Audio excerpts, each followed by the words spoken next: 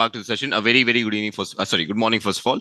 Uh, uh, I think yesterday's class we have completed with. I mean, we have started with the NumPy library, right? So we'll have a quick recap of what you have done in the previous class, and once you're complete with that, we can move on to the next topic that is called as random number library. Now, this is the one more library that we are going to learn today.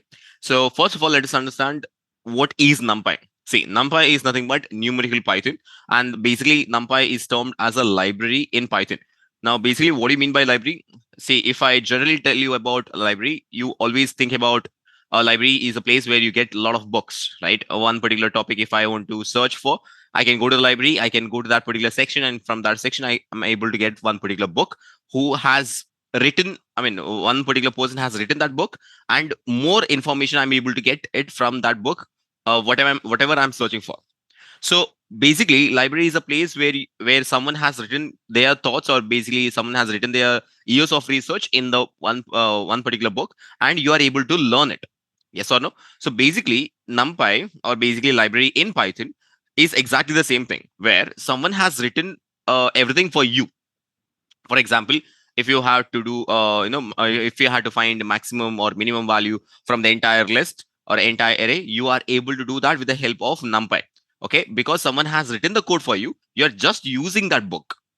Is that clear? So that is the meaning of NumPy, or basically that is the meaning of library. So NumPy is one such library that is used for numerical analysis. For example, addition, subtraction, whichever is termed inside our numerical analysis, then we are using the numerical Python. So NumPy is a Python library used for working with arrays, and array is a collection of objects. Now, yesterday's class, I have told you how to convert a list into an array. But before that, we are moving on to the step one, where we are supposed to import the NumPy library. Now, this is how you import the NumPy library. That is, import NumPy as NP. Now, why we are giving NP? NP is like a alias name. Now, it is called as an alias name, but generally we can term it as a nickname. Okay, nickname for NumPy. After that, we are converting a list into an array. How to convert it? We are writing x, or basically a list variable is equal to 1, 2, 3, and we are writing a arr, that means array. So we are calling NumPy dot array function, and inside that we are basically providing the list value. I mean list variable.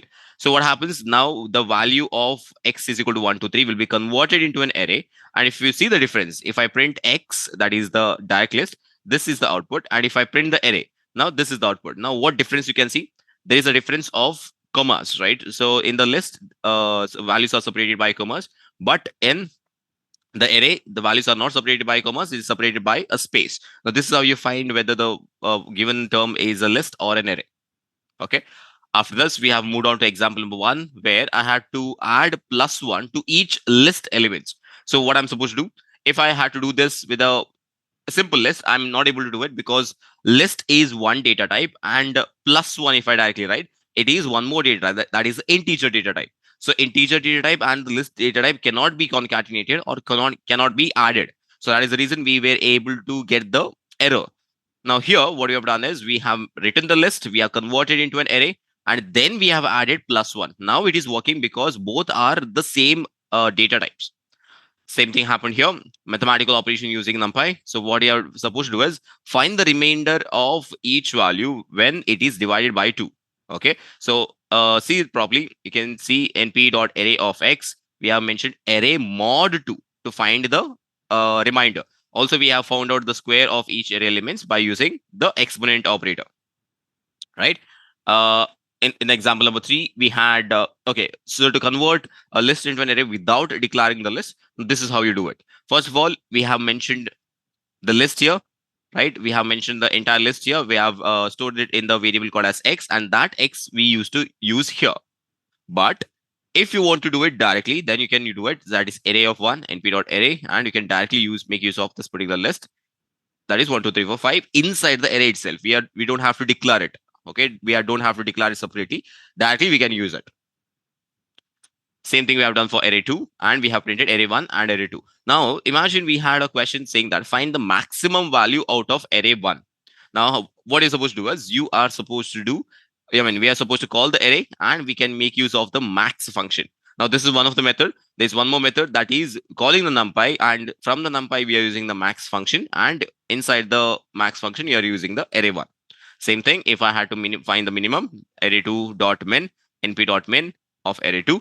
And if I had to find the average, array1 of mean, np dot mean of array1. Now, this is what we have learned in the previous class, right?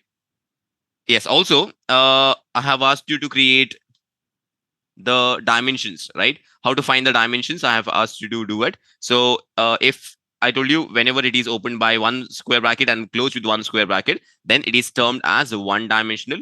And whenever it is opened with two brackets, you can see yellow and pink color bracket it has been opened, and pink and yellow color bracket, it has been closed. So two brackets open, two brackets closed. So whenever we are seeing such kind of arrays, then it is considered as a 2D array. Now, how to check it? You are supposed to write a print statement and call the array dot ndim.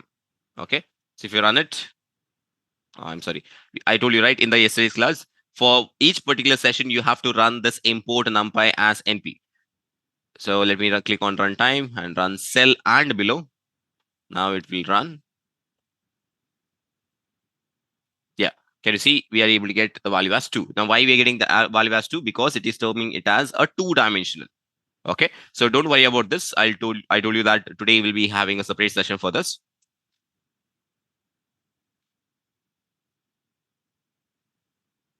Okay, next, if I had to create more than 2D array, let's say 3D array, 4D array, how can we do this? This can be done with the help of these steps.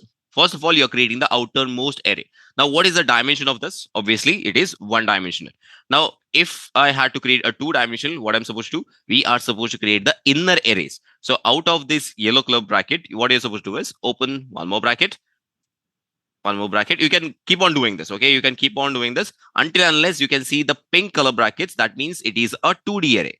Okay, so here we can see a 2D array, that is pink and pink brackets. And whenever you're creating a innermost arrays, that means from this whatever pink brackets are there, now if you go inside that, and if inside that if you create one more bracket, now this can be termed as a 3D array. And if you keep on doing this, if you go to the blue bracket, and inside that, if you create one more bracket, now this is termed to be as the 4D array. So this keeps on, this can be done infinitely, 5D array, 6D array, but it doesn't make any sense to create a more than 2D array. Okay, 1D array is good enough, 2D array is good enough. 3D array and 4D array, 5D or any other dimension array, it doesn't make any sense. So let us understand in today's class, what do you mean by random number library? Okay, right here, exploring